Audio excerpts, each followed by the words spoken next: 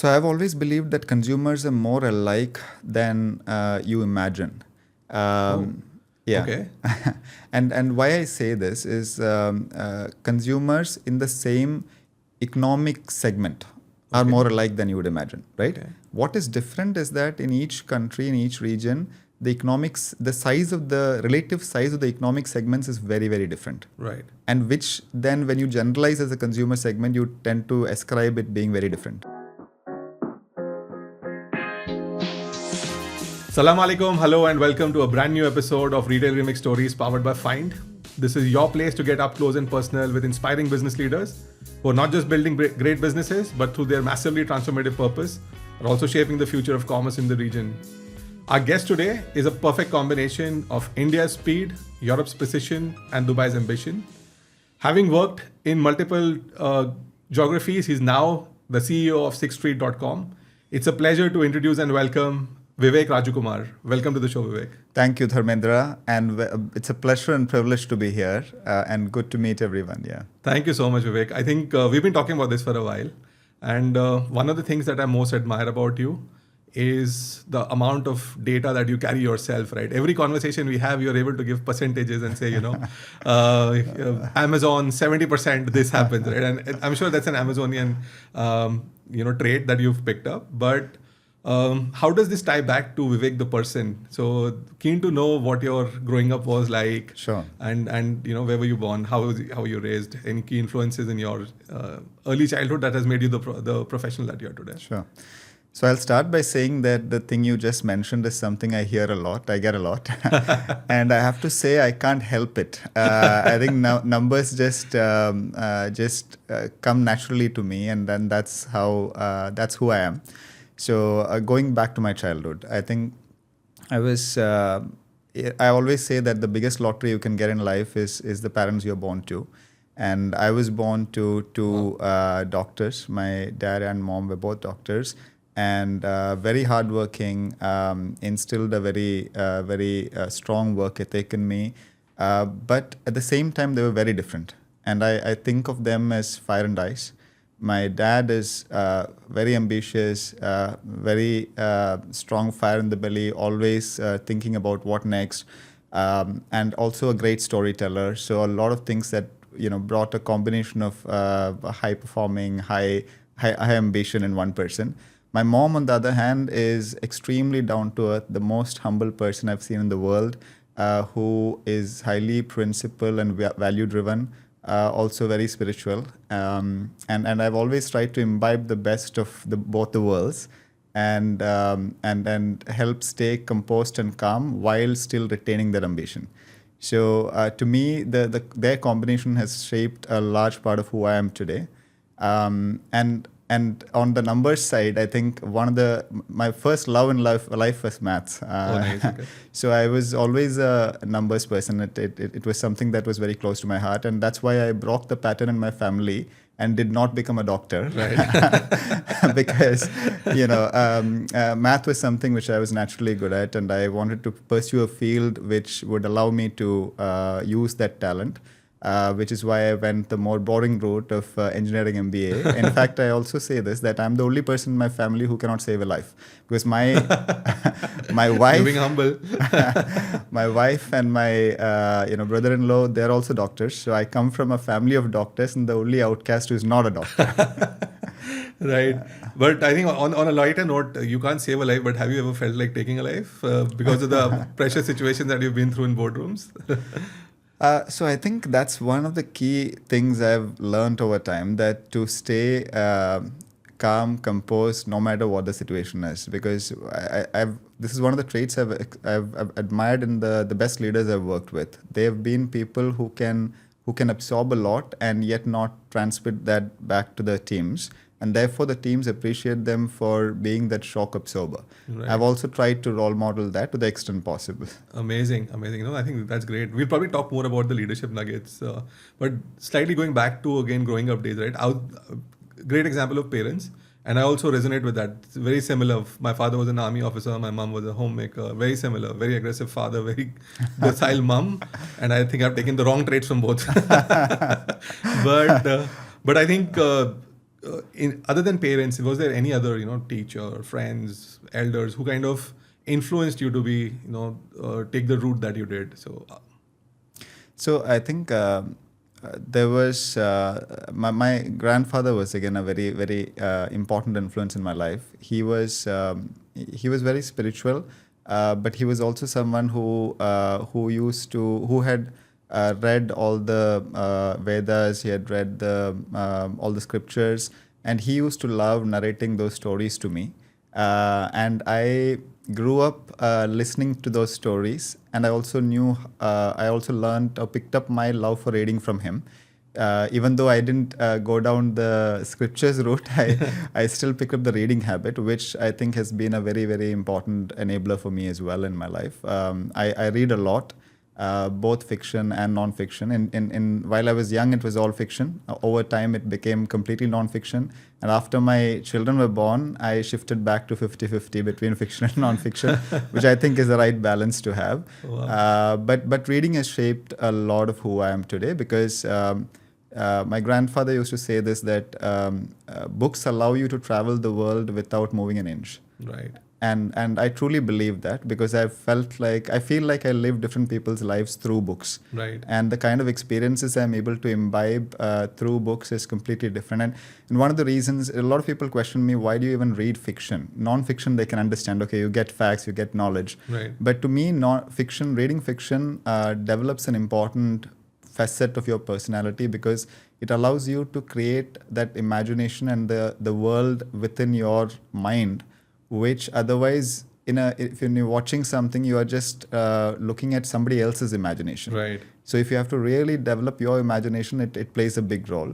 So a large part of who I am today is also thanks to the reading that I've done, thanks to the influence of my grandfather. Amazing. And is there a favorite book? I'm sure the books keep changing, the favorite books keep changing, but is there a current favorite book? So as you rightly said, I think the favorite books keep changing, and my favorite book is always the next one I'm about to pick up. but right now I can talk about the books I'm reading. So there is one book called Reshuffled, right. Which is written by Sangeet Paul Chaudhary. Okay. He is incidentally my senior from IIM Bangalore. Okay. It's a book on AI, which argues that while everyone is trying to have an AI strategy, what you should really be doing is build a strategy for a world that is shaped by AI. Right. It's a nuance, but it's a very, very important nuance. Yeah. Talk to AI as if you are AI yourself, right? So. Yeah. So I think we often think that the impact of AI is going to be on automating, on speeding up things. All of that is true, but the much larger impact of AI is going to be in the way it shifts the fundamentals of business. A lot of assumptions or constraints that you think are true today will no longer be true tomorrow, and the principles of the world you live in tomorrow will be very different from what it is today. So to be able to imagine that and then build for that new world is a whole different lens to look at it. Right. Our founder Farooq is going to be very happy to listen to this, because that's the ambition that we are building Find with as well. So I think off topic, but we also are kind of trying to use AI to shift paradigms of the business, right? Like for fashion, AI garment design to manufacturing, we're kind of trying to shrink the entire 9 to 12 month life cycle into 3 months. So make the entire business very different from what it was for the last 100 years, right? Sure. But I think, sorry, that was off topic, but I think I have a couple of thoughts on that topic, right? So on the one hand, I think there's a lot of innovation that has gone into how we shrink the value chains for fashion from 9 months to 3 weeks or to 7 days, which is a good, important innovation. But that still predicates an assumption that customers need a lot of selection and you need thousands of options. I would also rethink that assumption in the age of AI to say, do we really need millions of options, or can we actually have lesser options now in a world where AI can allow you to personalize and customize what each customers need, right? And therefore, a lot of the wastage that happens today in the fashion industry, can we actually avoid that? And can we actually create something which is actually required for customers? Absolutely, bang on. And I think the first step to that is that you use it to test and scale.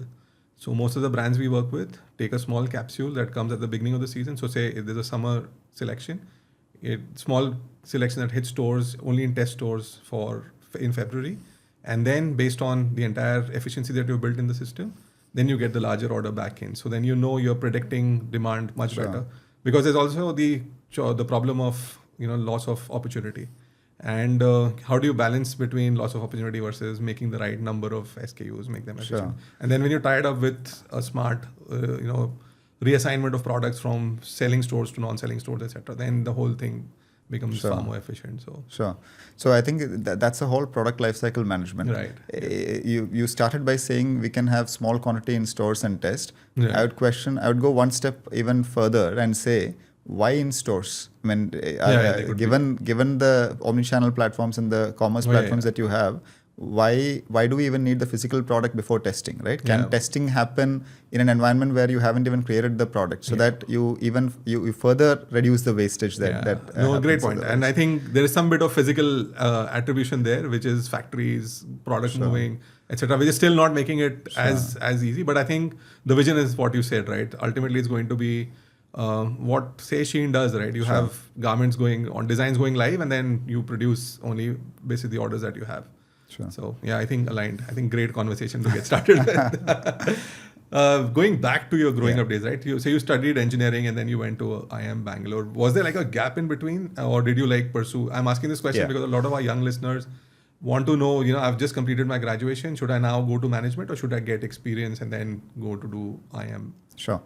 So I did my engineering right after schooling, and engineering was a default choice because I didn't really know what I wanted. All I knew was I was good at math, and at that point, I think in Kerala where I grew up, there were only two respectable professions out there, which was engineering and medicine, and between the two, engineering made a logical sense, so I went for engineering.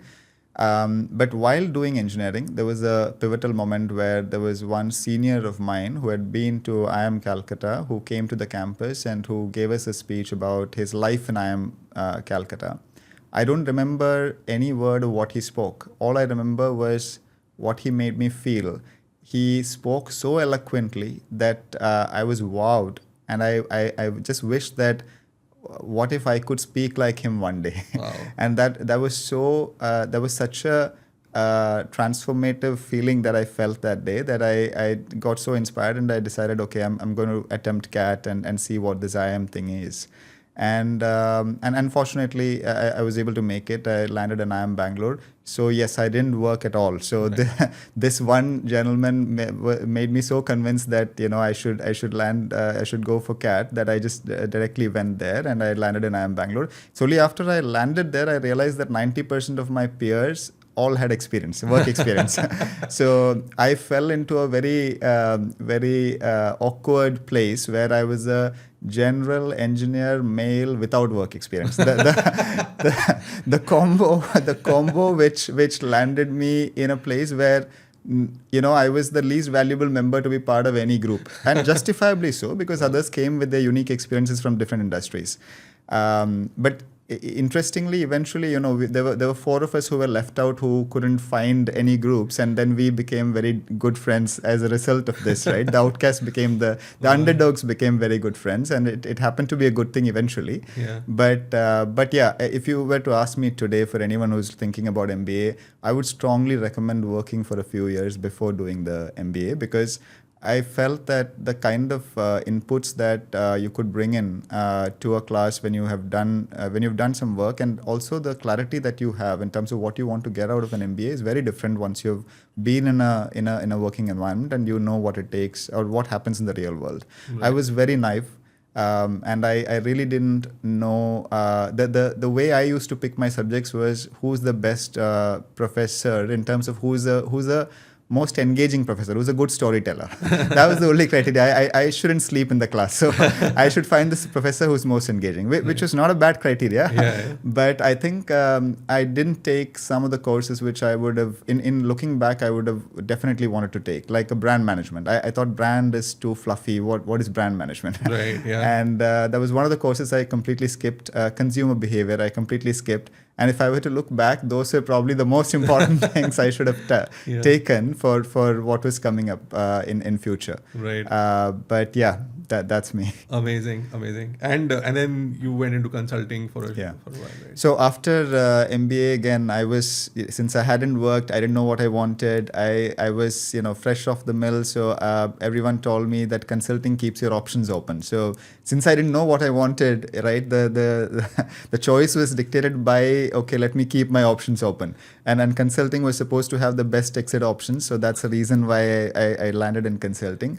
And to be honest, the first few years, I really loved consulting because the travel was new for me. I could travel to so many different places.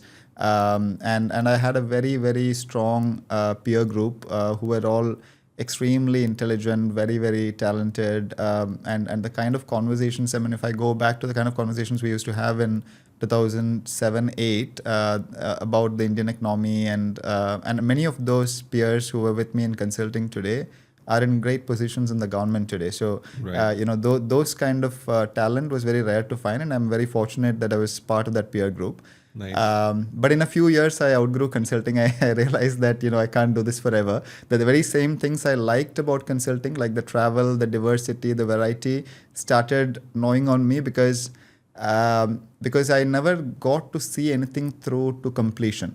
Right? All projects were 3 months, 6 months. So I would come in, I would do the diagnostic, I would do the recommendations, I would create a beautiful strategy, but then I never got to see what's the impact of all that. Right. So after a point, I really started getting impatient about wanting to get my hands dirty, take real accountability and ownership of results. Yeah. So that's when I decided I had to move to industry. The only problem being that nobody in industry would touch me because I didn't have any experience in the industry. And even within industry, I figured that I wanted to be on the consumer side. I'd done a lot of work on the industrial side in aviation, energy, steel, and many sectors like that. Right. But I was more inclined on the consumer side purely because I could see that on the consumer side, it was more the consumer behavior element of it was so interesting and so fast evolving that's what I was more interested in. So I wanted to be on the consumer side.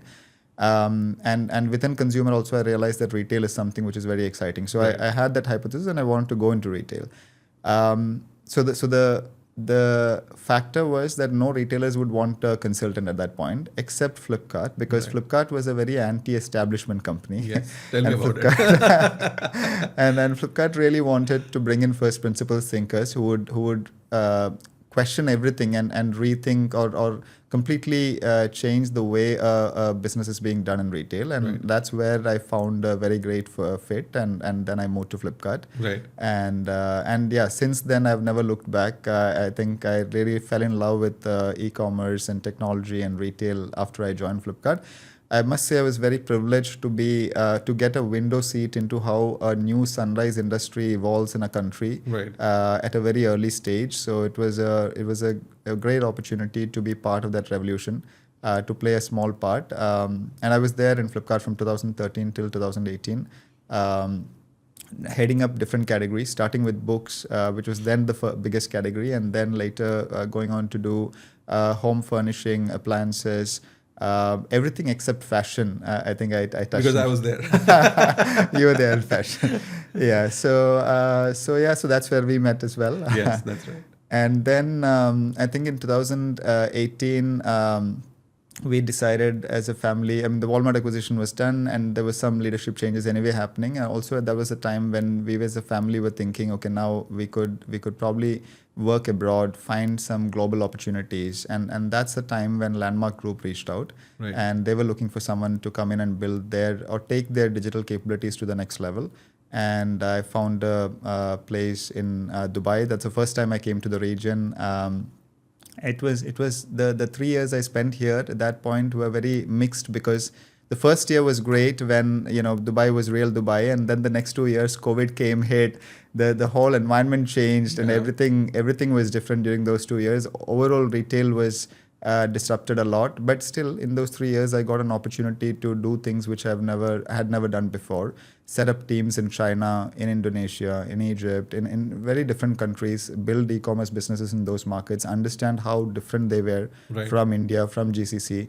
and also understand the landscape of the GCC e-commerce market. So it was a great opportunity, but I didn't have enough time to really make a solid impact at that point. And because COVID came, a lot of things changed. And around that time, Amazon reached out, except that they reached out from Europe. Right. And Amazon has always been a dream company. It's always been, I've always looked up to Jeff Bezos as someone whose principles I resonate very highly with. Right. So I couldn't say no to that opportunity. And that's when, as a family, we moved to Europe. Right. Worked with Amazon in the Europe Luxembourg headquarters for close to 4 years. Right. Heading up the fashion marketplace business for Amazon. Right. Very interesting stint. I would say if I have to summarize in one sentence, what I learned there is how does a $200 billion company still keep growing at double-digit growth rates? Right. It's a very non-trivial thing, Yeah. and there I got to see what it takes, what goes behind such a huge machine to work so efficiently and to get multiple things right at the same time, while harboring the best talent from around the world. So it was a very, very unique and fortunate experience to have. Right. And then early this year, Apparel Group reached out, and I got an opportunity to come up and work with Sixth Street. So that's how I'm back in the region. Amazing. What a journey. I didn't say a single word because I was so hooked onto everything that you were saying. I could actually visualize the whole journey, right?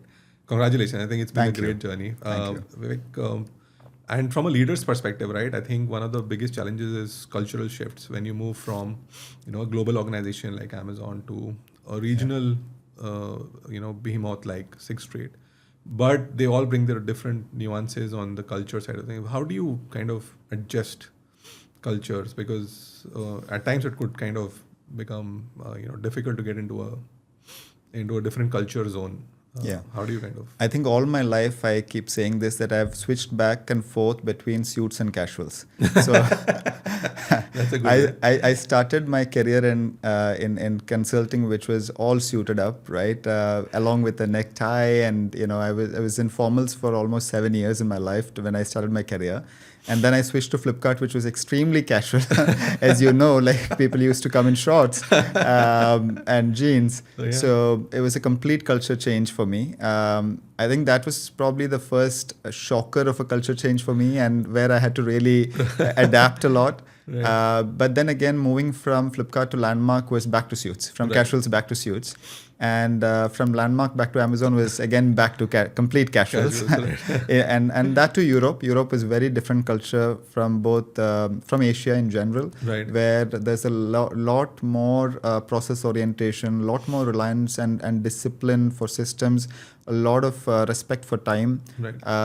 At the same time, there is also a lot more. I mean, also because of the scale of the organization, it was very consultative in its approach, and therefore things could move slower compared to the pace I was used to in Flipkart. Right. Right. So I also had to adapt to that, Yeah. and reset my expectations on how fast I can move on some of these things. And then coming back to Sixth Street, again, I came back to suits. So I've always switched back and forth, but by now I was so comfortable switching back and forth that was not a challenge. But I completely acknowledge what you're saying. There is definitely a big culture change between these organizations. One advantage I had when I came back to Sixth Street was I came back as the CEO, so I did have the opportunity to shape the culture of the firm as well. Amazing.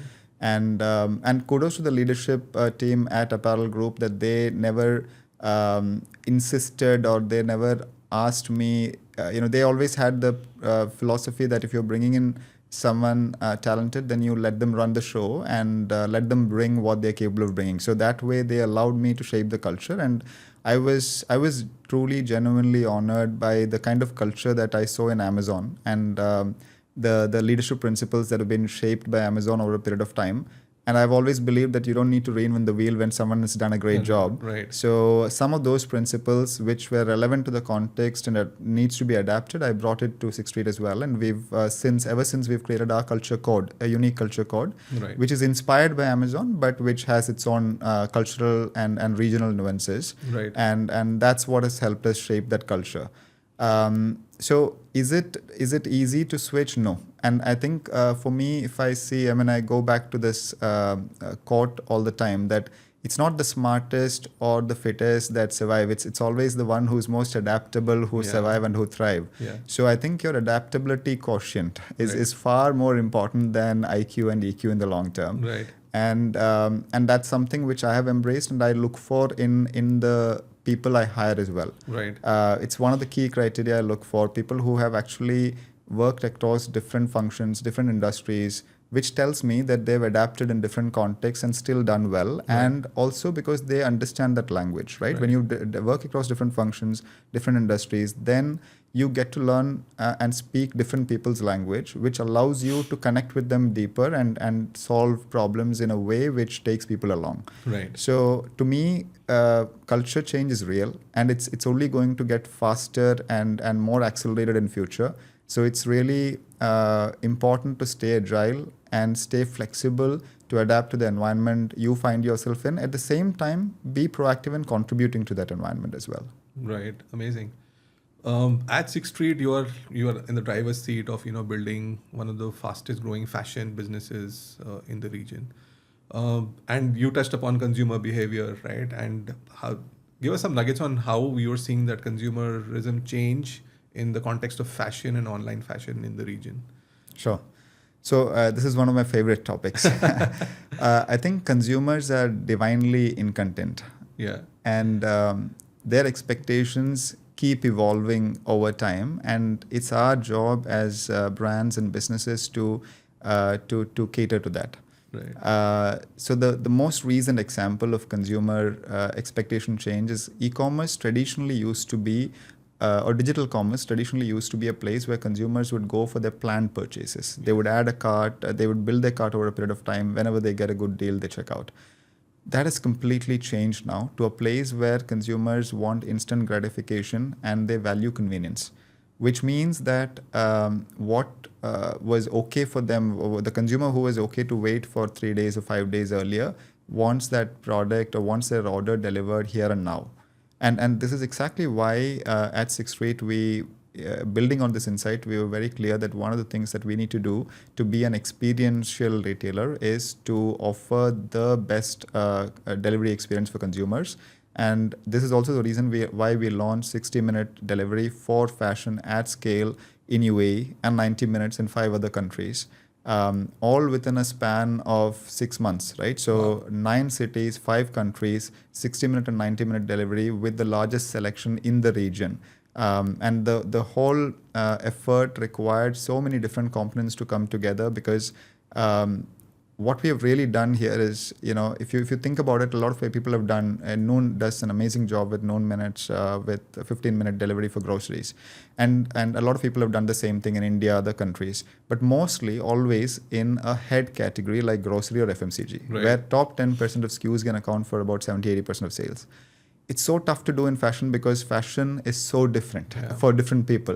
What is fashionable to you is different for me. Yeah. And hence it's a tail category, which means that your selection is so big that you cannot accommodate that in a dark store. Right. Which is why we used our advantage of having 1,500 plus store footprint to light up our live stores direct to consumers.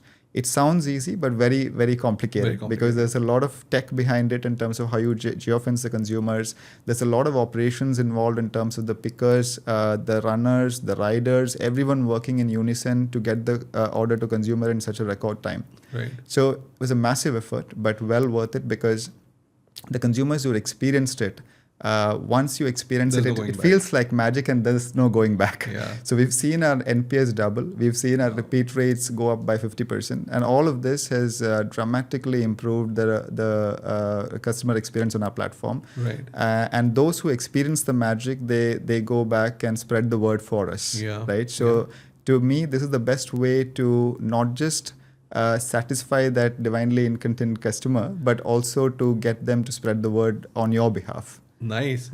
2 follow-up questions to this. I think one is on the other side, you have a large spectrum of brands too, right? You do everything from luxury to mass. And does it change for any of these brands based on the way you structure the business? Yes. So we do a very broad range of brands, as you said. We have more than 80 brands that we do within our group, and then an overall total of more than 1,000 brands that we do at Sixth Street overall. And the consumer expectations are different for different brands based on the kind of consumer who has the affinity towards that brand, also the price point of the brand. So what we do is we try to create a horizontal capability layer that any brand can potentially leverage. Now, which brand is more likely to leverage it depends on the nuances of the brand itself and the brand strategy, right? So our job in apparel is to create, and we've always looked at creating those horizontal capabilities, which then the brands can easily plug into and figure out for themselves what makes most sense for them. So, which is the same principle that we follow at Sixth Street as well. And interestingly, this is one capability which most brands have been very keen to latch into, because it is so addictive that once you experience it, the customer really gets hooked to it, and most brands found value in it. So it's a good endorsement of the fact that this was something which is critical for not just consumers, but for brands to elevate their experience for consumers. Right. And the second question is, there is a myth on price related to speed of delivery. Is it a myth or is it reality that you can actually sell full price fashion if you were giving 60-minute delivery?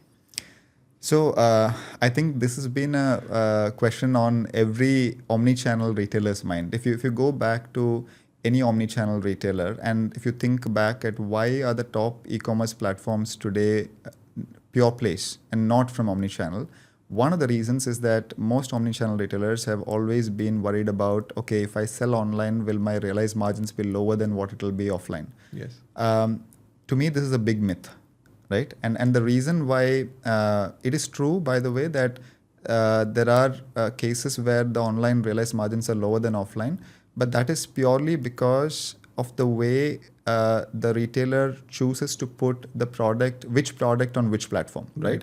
If you on the supply side decide to put full price products in the store while exposing your all season products online, then naturally that is what will sell there, and therefore you will get that margin.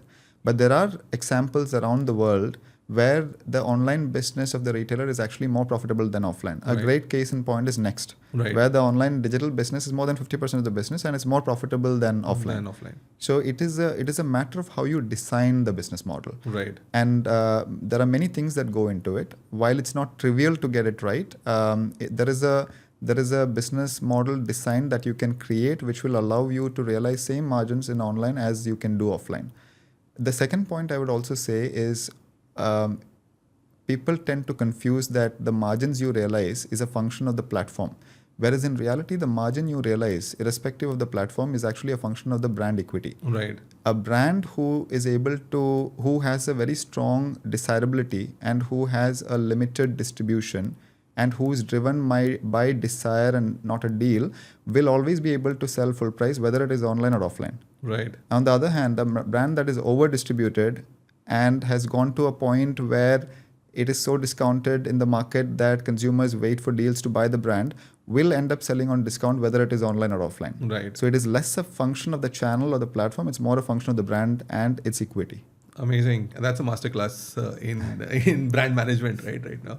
And I think from a consumer perspective, right, you've seen consumers in India, Germany, in the Middle East. What's one trend that you find is like common across these three, and one that's very different to each and very specific to each country? Interesting. So I've always believed that consumers are more alike than you imagine. Yeah. Okay. And why I say this is consumers in the same economic segment are more alike than you would imagine, right? Okay. What is different is that in each country, in each region, the relative size of the economic segments is very, very different. Right. And which then when you generalize as a consumer segment, you tend to ascribe it being very different, right? So the consumers in the top end segment, whether they are in Europe, whether they're in India or in the GCC, they all have similar taste where they value convenience. They are not they're not price sensitive at all. and they have a very high frequency of purchase. They have very high repeat rates, but they expect the best in customer service. So they expect that they have completely hassle-free return experience. They expect VIP customer service. They expect super fast deliveries. They expect reliability. Their expectations are sky high, but at the same time, they are not price sensitive, and they're great customers with high lifetime value. And usually, every platform is fighting for this customer because and for their loyalty, because these customers are very high value customers. Then there's a second segment of customers, which are, let's say, the mid segment of customers, which tends to be high volume customers, especially in both developed markets like Europe and GCC, who do care about experience, but they are also value conscious. And therefore, you need to strike a very good, relevant balance between offering a great experience, but also in a very efficient way. And their budgets are such that their frequency might not be as high as the top segment, but they do have needs, and they tend to evaluate a lot before they choose who to go with, right? While the top end customer, once they like an experience, and as long as you consistently deliver that experience, they will stick to you. This consumer is actually more likely to switch between players based on the kind of deals they get, and therefore it's more harder to retain them. And you also need to be more in the face, because they're not as frequent customer. You need to, in a category like fashion, you need to reach out to them through multiple impulsive purchase channels and so on. Right. And then there is the bottom funnel of customers, which happens to be a very large segment in a country like India, because by virtue of the way the country is organized today, and over a period of time, that segment will start growing as well. Where this customer is highly value conscious. Right. There that this consumer needs the deals, they need the discount, and hence this is also why you will see that in Indian platforms, even the best of platforms like a Myntra would always be focusing a lot on deals and discounts, right? It is by design, because that segment of the population happens to be very big. Right. So it's a duality, but just to revisit it, I think consumers are more alike than you imagine in a given economic segment. Right. But the relative size of the economic segments are very different across different countries, and that brings forth the difference in your business model to be able to cater to these. Right. And this also tells you where the opportunity lies for vertical platforms or new platforms to emerge, where the horizontals are either not able to focus, or it's not a priority for them to focus. Great point.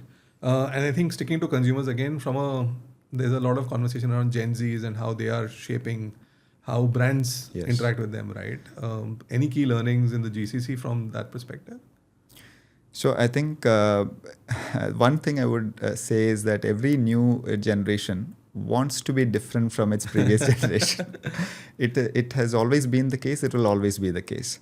So I think when it comes to Gen Z, there are certain elements on which they like to differentiate themselves from the previous generations.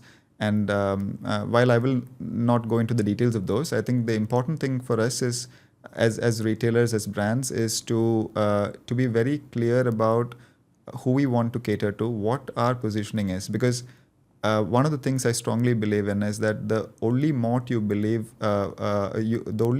can build for yourself is brand.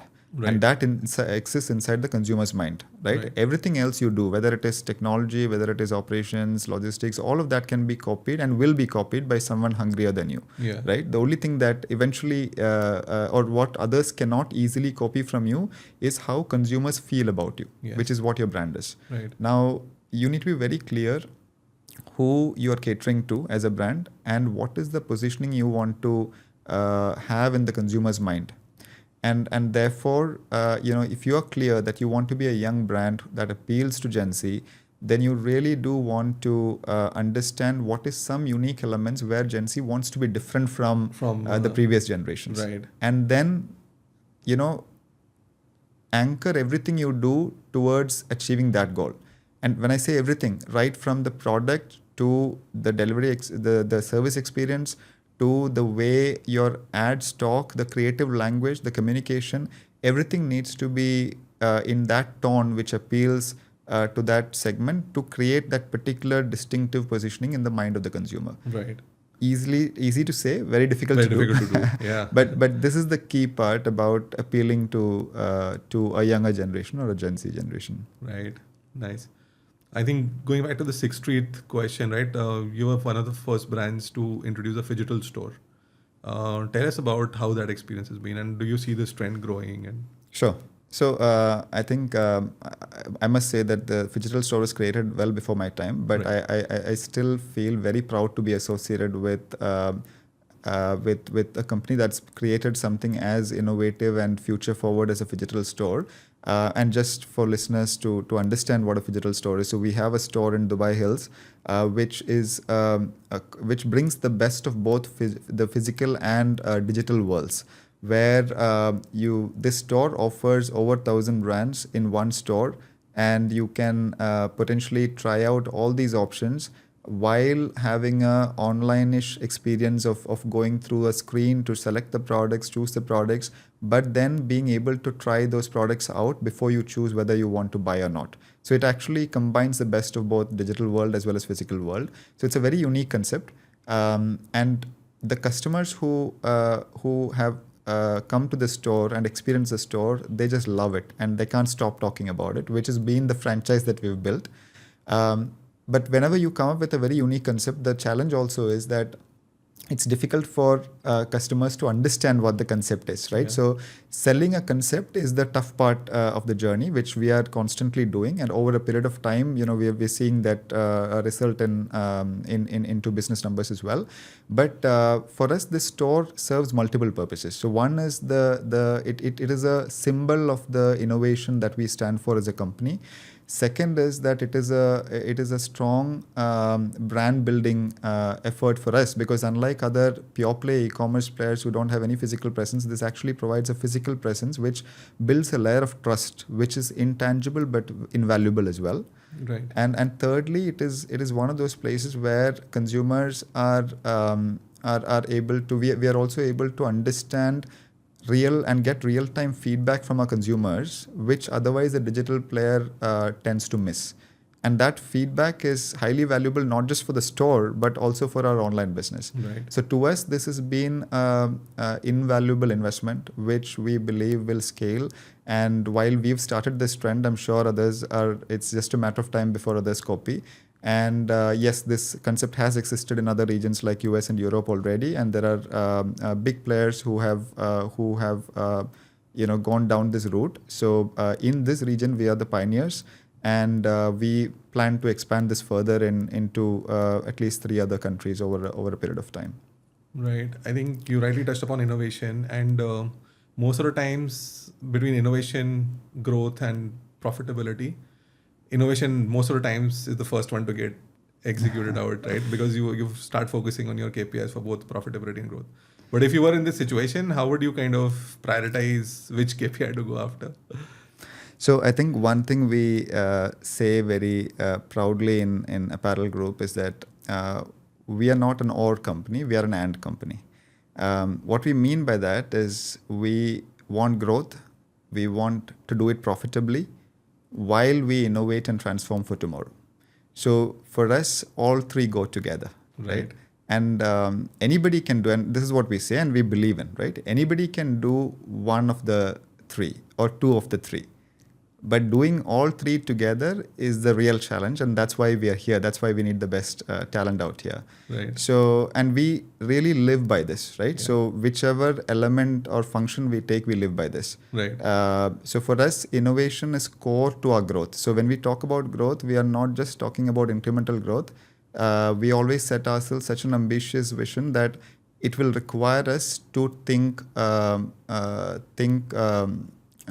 big or think step change rather than incremental, right? So we always question ourselves, are we thinking incrementally? Are we thinking a step change?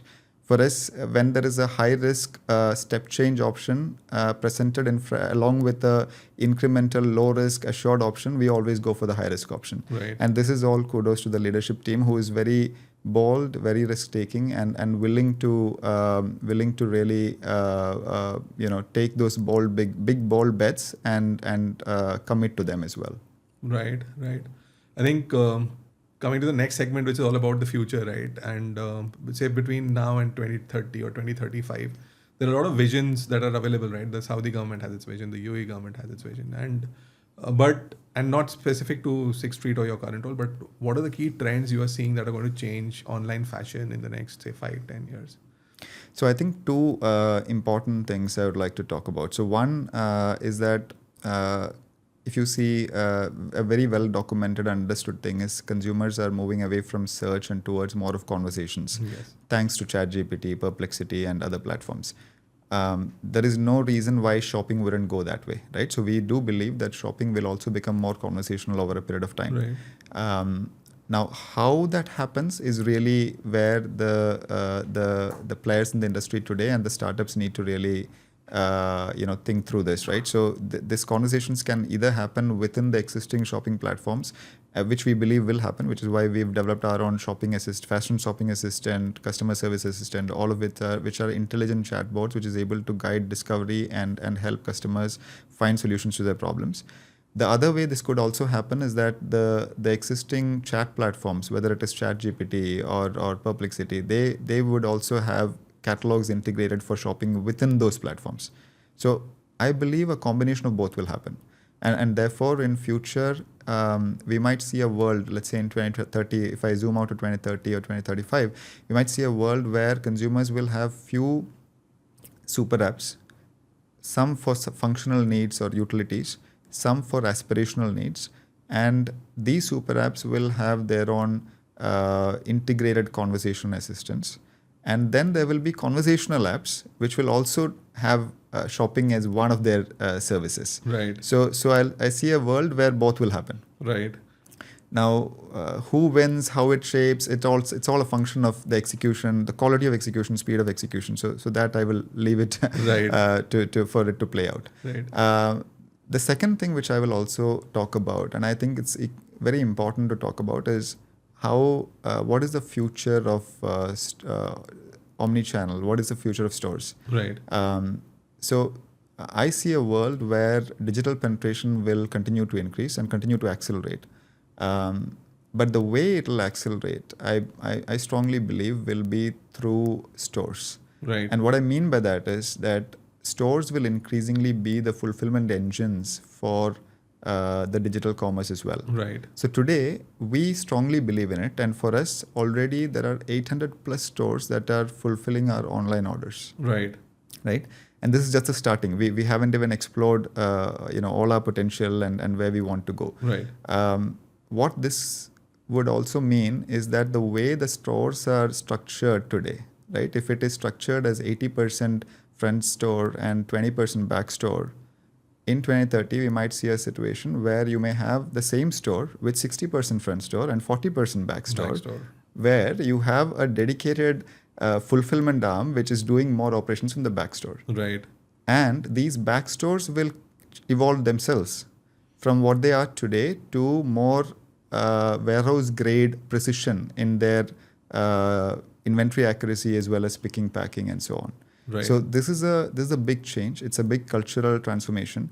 So we will still need people. It's just that the people's roles and their JDs and KPIs will keep evolving over time. Right. And those stores will still remain relevant. And the front stores, which will continue to be there, will be more experiential, ever more experiential than it is today.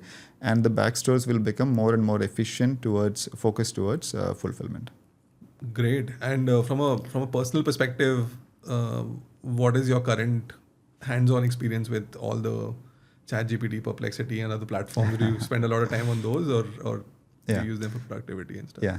So I think I've been very conscious about how I use these platforms. Right. Because I've experienced the power of these platforms. I'll start with an anecdote.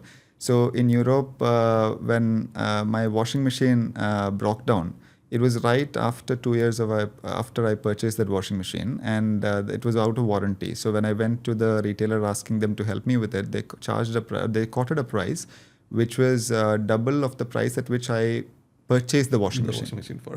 Which didn't make any sense. And I didn't have the heart to throw the washing machine away because I knew it was a small problem and someone can solve it. So thanks to ChatGPT, I learned what it takes to solve that problem. and I think in about 45 minutes I was able to solve it myself. Wow. Okay. Right. So I mean, someone who had no understanding of how to do it can learn. So today, in today's world, if you want to learn anything at all, as long as you have the will and the basic talent or skills, Right. I think you can learn anything. Right. But this is also the counterpoint, and the reason why I said I'm very cautious about how I use is because I'm very conscious of the fact that I don't want these platforms to replace my brain and my thinking. So I do use multiple tools. I use Gamma, I use Claude, I use ChatGPT, I also use Perplexity for multiple things. But the way I use them is after I have done my thinking.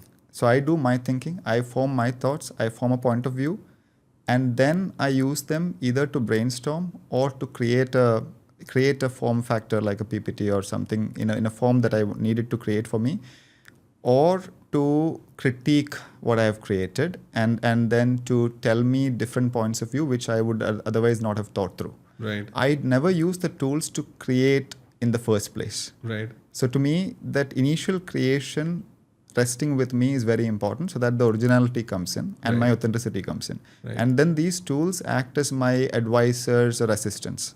That's the role I've given to these tools. You can actually do a podcast on this yourself. you kind of mastered this, right? So, yeah, amazing. I think Vivek, we're almost to the end of the segment. Anything that you'd like to tell our listeners from who now getting into a career of either retail or e-commerce? I think more broadly, what I would say is, I have always I've thought of my role as an operator by day and teacher by night. And I believe that every leader should do that, which is you build, you learn, and then you share or teach. And then iterate. This cycle is such a virtuous cycle that it's so important for you to give back what you've learned, so that others can start with their starting point can be at a point where you are already reached. And that to me perpetuates that virtuous cycle. Amazing. And where can our listeners follow you? The only platform where I am active is LinkedIn. So feel free to reach out on LinkedIn. Amazing. Thank you so much, Vivek. That's been a great conversation. I think I've been so engrossed that I've gone back and forth in time. Thank you very much for sharing all these nuggets. I think our listeners are going to benefit immensely from this. Until next time, we will come back to you with a new leader. Don't forget to follow Find, that's FYND.com. It's Find with a Y. If you want to know why Find is spelled with a Y, DM me and I'll let you know. Until next time, stay strong, stay healthy, be happy and cheerful. Thank you. Thank you, Tharam. Thank you. Thank you so much, Vivek. Thank you.